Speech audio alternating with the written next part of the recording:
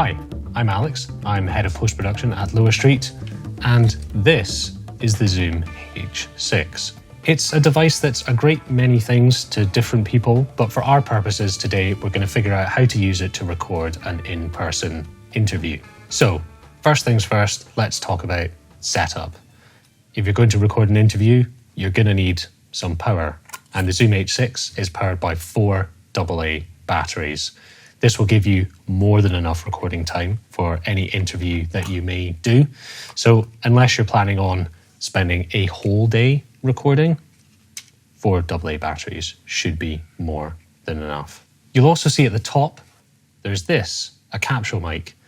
Different Zooms come with different attachments and you can buy a whole bunch of them.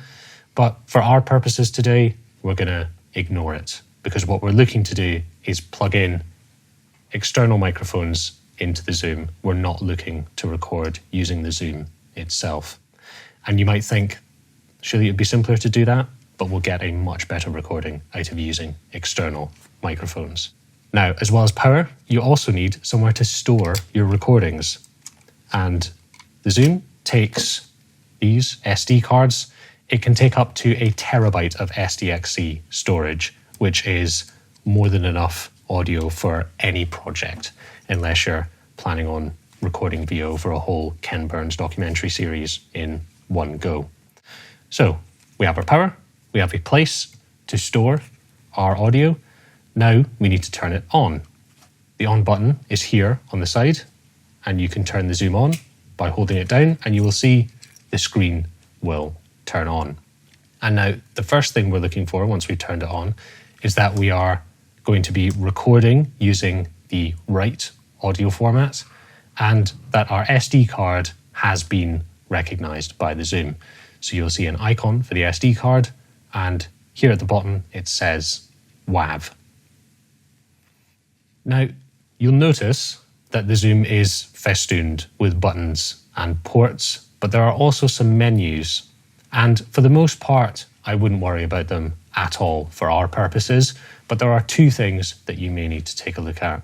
The first one is, if when I mentioned that we want to be recording WAVs, you looked at your Zoom and it does not say WAV, then you can change it by going in to the menu. You access the menus on the Zoom through the menu button, and then you navigate through the menus by using this switch here to go up and down and pushing it in to select items on the menu. So for the file formats, what we want to do is go down to the big red recording button in the menu, select that, select rec format, and then make sure we've selected one of the WAVs as an option for our recording. There are subtle differences between different kinds of WAV formats, but we don't need to worry about that for our purposes. Now, the second thing is we'll be using a dynamic microphone that doesn't require phantom power, but if you are using a microphone that requires phantom power, then you can turn that on in the menu as well. So again, we press the menu button, we navigate to the microphone icon, and then we scroll down to the phantom option, and then on off, and then we turn phantom power on or off for the appropriate channel, and we can also turn it on or off for all channels. So those are the only 2 instances that I would really expect us to be going through the menus when using this Zoom to record an in-person interview. Okay, let's insert our microphone, and we're going to do that using the XLR cable. And an XLR cable is this 3-pronged one here. And we're going to put it into insert number 1 up here. And you'll notice where it's plugged in, there's a large dial. And this is for setting the gain of the microphone.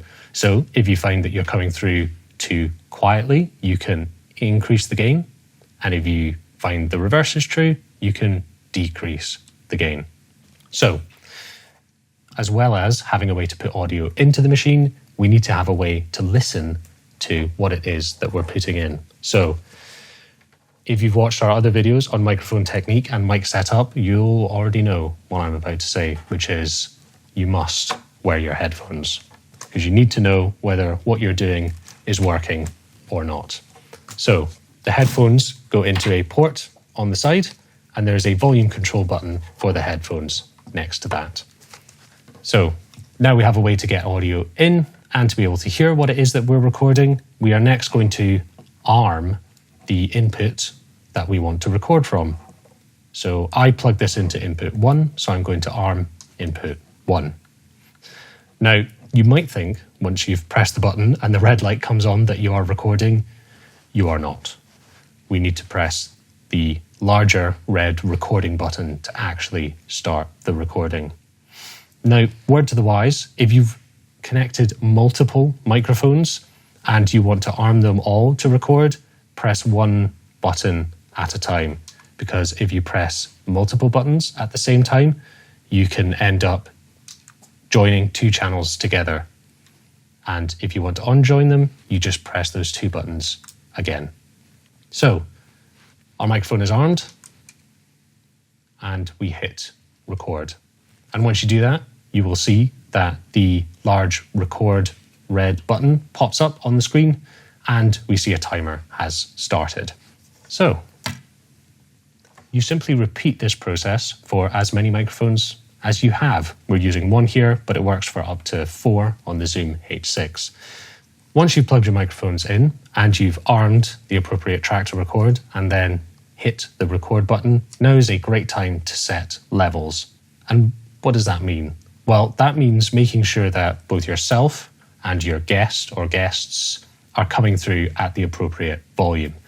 And what I'm looking for when I do recordings is I want someone's audio to be bouncing up around about -12 on these little meters at the bottom here. So ask your guests some idle questions. What did they have for breakfast? How has their day been? What are they doing this weekend? And as they tell you, just adjust the gain until you see the audio bouncing up at around about the right level.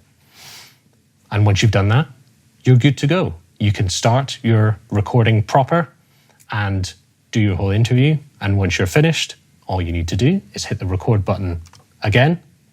Then once you've turned off the Zoom, you can pull out the SD card, take it to your laptop, your computer of choice, and then you are good to use that audio for whatever you might like to use it for. I mean, hopefully a podcast. If you would like to know more about how to set up an in-person recording beyond what we've discussed for the Zoom here, or if you'd like to learn about good mic technique, then we have videos for both of those things. So check them out.